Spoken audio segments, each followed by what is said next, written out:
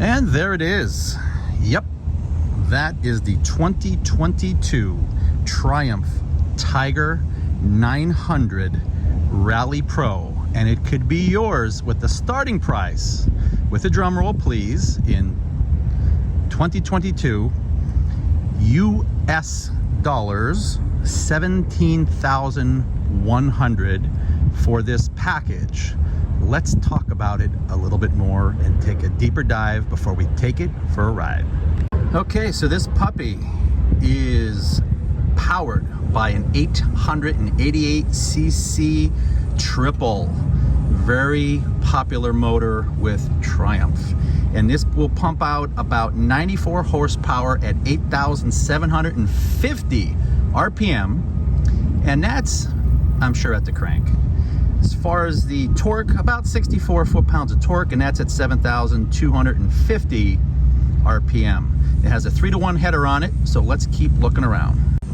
This bike has cornering ABS and traction control. In addition, it has a Showa adjustable off-road suspension, as you can see. And let's see. All right, there we go. All right, lots of places to cool this down. All right, good view of that 3-in-1 header right there. Now, some other specs with this puppy. It has a lightweight chassis, and that's one of the first things that I notice when I hop on it, especially when you try to compare this to the Multistrada V4S. I gotta tell you, very lightweight in comparison. We'll go over those numbers as soon as I get them. This does have an advanced off-road capability, and I will tell you that it must be really set up for some off-road capability, because the suspension is a bit spongy, and I have it right now in road mode, and it is definitely a bit spongy, but by the time I get it to sport, we'll see if that changes at all. Well, this has a 7-inch TFT. It also comes with the Triumph connectivity, if that's what you're accustomed to. Very bright, definitely nice size, lots of information on it. I have no complaints about that so far. The menu seems to be relatively easy to pop through, because your home button is on the right and everything else is on the left. See, there's our home button on the right hand side, and we come over to our left. This is where our set and our select button is. I don't know if that's even in focus. There is the select button. Is that in focus? There we go. There it goes.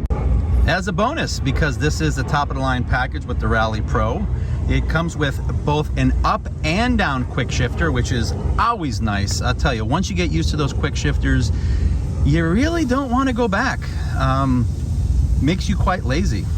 And as you can see here, we have 6 riding modes. That's quite a bit. We have Rider, Rain, Road, which is what I'm in right now. Actually, I don't know which one I'm in. I thought I was in Road. So it's Rider, Rain, Road, Sport, Off-Road, and Off-Road Pro. This bike has full LED lighting all the way around. This comes with fog lamps on the front. Where else are you gonna put them? And as you can see, there are engine guards that come with this, and a little skid plate that's on there. Let's talk about those wheels. There's the front wheel, 21-inch 90/90. And as you can tell, it's a little bit on the thin side, but that's great for the off-road purposes. And that has dual front Brembo brakes. And this two-sided swing arm holds on a 17-inch 150/70 with spoked wheels, and we have Bridgestones front and back, and of course the rear single Brembo in the back here. It does have a cable clutch, and in addition to the cable clutch, it needs to be ridden, okay? And that's quite the sizable muffler on there, quite the sizable exhaust. So let's take this thing for a ride and see what she has. All right, so as they say on other channels, let's throw a leg over this bike, and I'm gonna take it for a spin and see how it handles. Okay, let's turn it on. And like all Triumphs, you have to have the clutch engaged in order to start the bike. All right. right, we're in neutral. It's in Celsius, and I have some gas left. Let's double check this rider mode here. All right, I'm gonna go to rider mode, click on that. Rider rain road, so I want to go down to road. All right, using this toggle, click road, ABS is road, okay, map is road, and TC is on road. Okay, so life is good, which means I should be where I am on, where does it tell me what mode I'm in? Okay, well, I don't know, but nevertheless, let's go for a ride.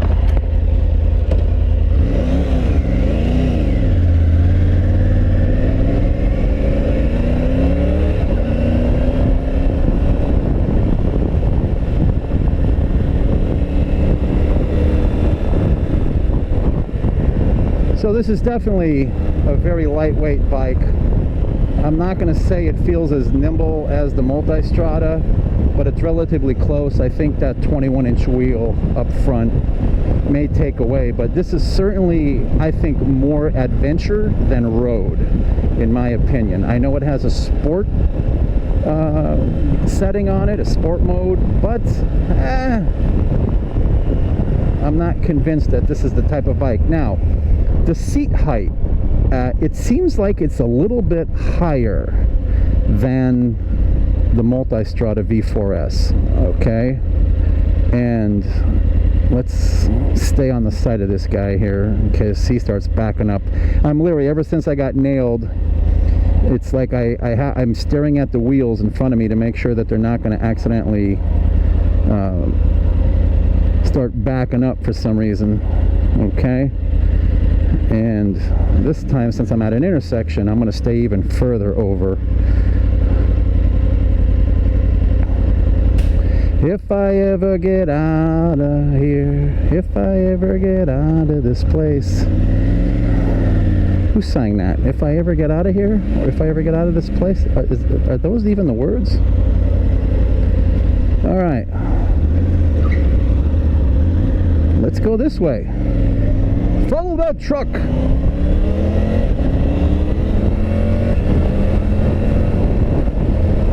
Okay, wind protection, I will tell you, it's really not good. Not impressed, but let me pull this up, and okay, it's a little bit better, but yeah, this bike is definitely made for off-road.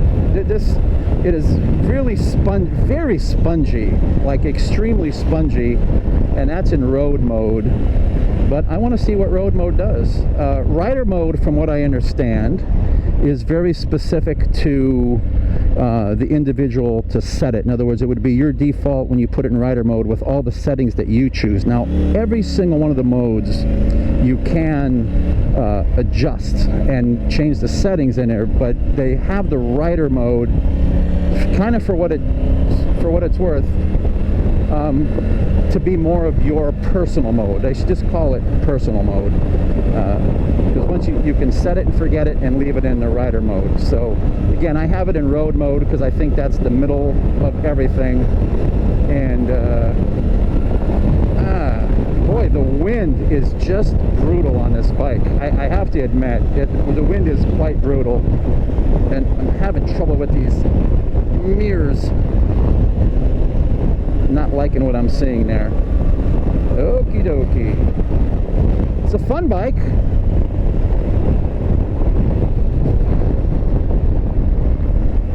Alright, downshifting is easy with the quick shifter.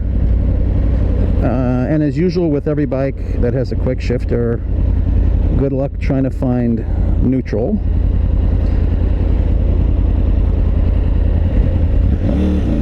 Okay, nobody's coming that way. All clear.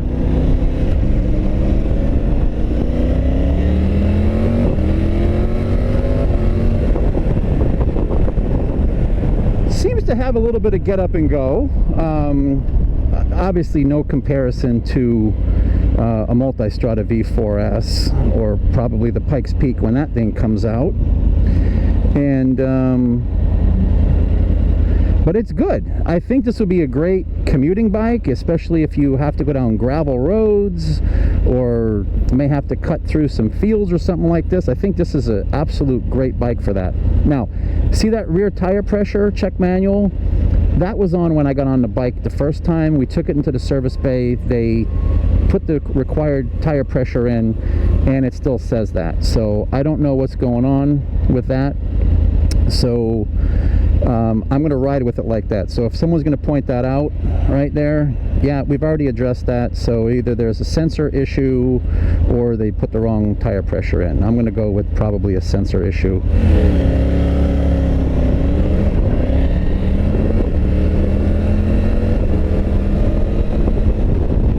All right, let's take it on the highway with my wind guard up all the way, and let's see what the highway feels like. We'll just go up one exit so we're not exposed too much here on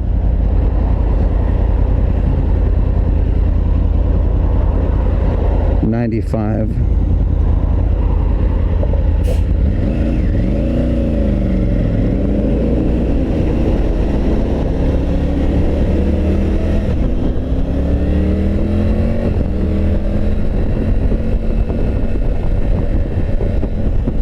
I don't know if this bike has a rev limiter on it or not, but since it's brand new, I'm really not going to push it too much. If you can hear the wind as much as I can feel it with this windscreen up all the way, definitely a lot of vibration in this bike. It's a triple, but let me get out of fifth and let me put it into sixth. And it definitely smoothed out as expected, but when I take it up in speed a little bit, it's actually not bad. It's actually not bad. It's a 333. It's going to be smoother than a V-twin, and it seems to be holding its own here. And it seems to be relatively nimble here, easy to maneuver on the highway. Again, the wind protection is most definitely lackluster, which leads me to believe that this is definitely set up for more adventure, like I said earlier. Downshifting, seeing how that feels. Very smooth on the quick shifter. I have to give it some props for that. Definitely smooth on the quick shifter. No problems there. No problems at all. Again, still spongy. Atlantic Boulevard. Let's go west. Let's go west, young man.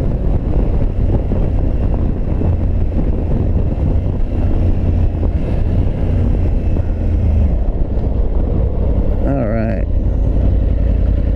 I think I'm getting used to how to... Very, very, very, very spongy bike. You see this? This is insane. All right, so what I'm going to do now is, while I have time, I'm going to go here, I'm going to go to riding modes, I'm going to take it to sport to see if that stiffens. I don't think it's going to stiffen the suspension, because I believe that, oh no, yeah, ABS is set to road. Okay, all right, well, we'll just leave it alone then. But it's in sport mode, or supposedly in sport mode. I'm burning off some of the engine paint and stuff because I could certainly smell it here. But let's see what sport mode does, and how do I know I am in sport mode? Triumph, what am I doing wrong here? Please tell me what I'm doing wrong. I put it in sport mode. I don't see any indicator here to tell me what mode I'm in, and it also seems to be well, maybe not quite as spongy, but I don't think this is electronic. Yeah, I don't get it.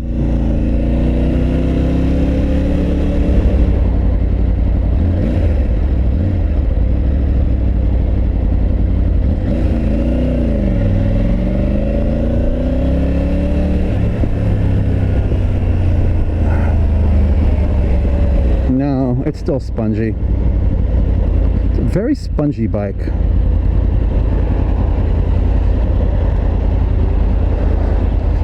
Yeah. Alright, so sport mode basically takes care of the throttle response, but it's not going to take care of any. There's no electronic adjustment on the suspension for the different modes like you would have. Of course, that, you know, explains the $7,000 difference, actually more than that now, almost a $10,000 difference between this on the starting of a Multistrada V4S. I do like the bike. It has plenty of power for commuting and running around. I don't think I would take it on a long trip, to be quite fair and honest. It just seems like it's a little too lightweight for that, but as a nice commuter where you're going to be going down some maybe dirt roads and so on and so forth, and you live in an area where you can go out in the woods, it's lightweight enough to make this more manageable off-road. But on the road, I just don't have the confidence in this bike that I do with the Ducati Multistrada V4S. Now, some of you might say, well, hey, you're comparing apples and oranges. Well, they're both adventure touring bikes, basically. And since they're both adventure touring bikes, yeah, there we go. Ah, shit.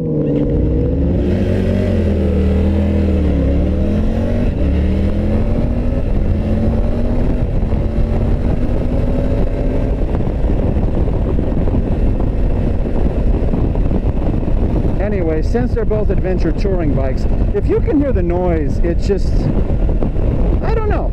I mean, it's not a bad bike. It's at a decent price point, and it feels pretty good. It just feels a little too light for long trips, and I've droned on about the wind protection long enough.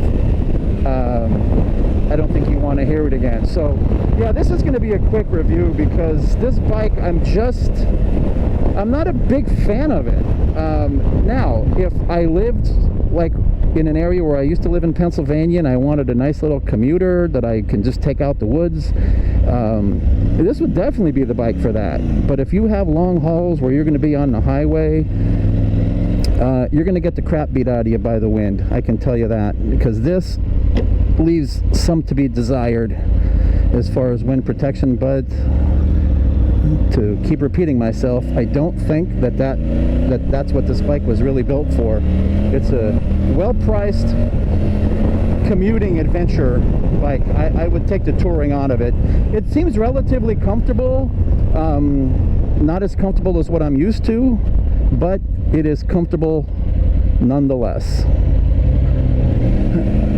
Long term, no, I'm not seeing it. I can already feel pressure points in the seat, and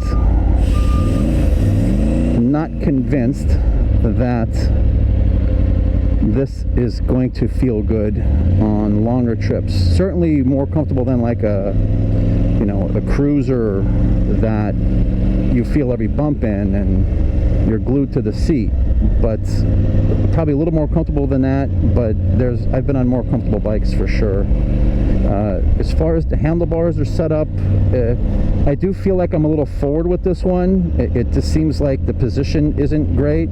The legs are good. I have a 32-inch inseam, and I'm not having any issues with that component as far as my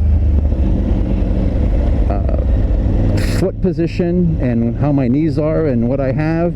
To stand up on this is actually comfortable. You can lean into the bike, and it's a nice bike. It's not for me, not for what I'm looking for, but it's a pretty darn good bike. And one of the things I was surprised at was really the price point on this. Now, what I would be really curious about would be the difference in comparing this against the Yamaha Tracer 9 GT, the new one.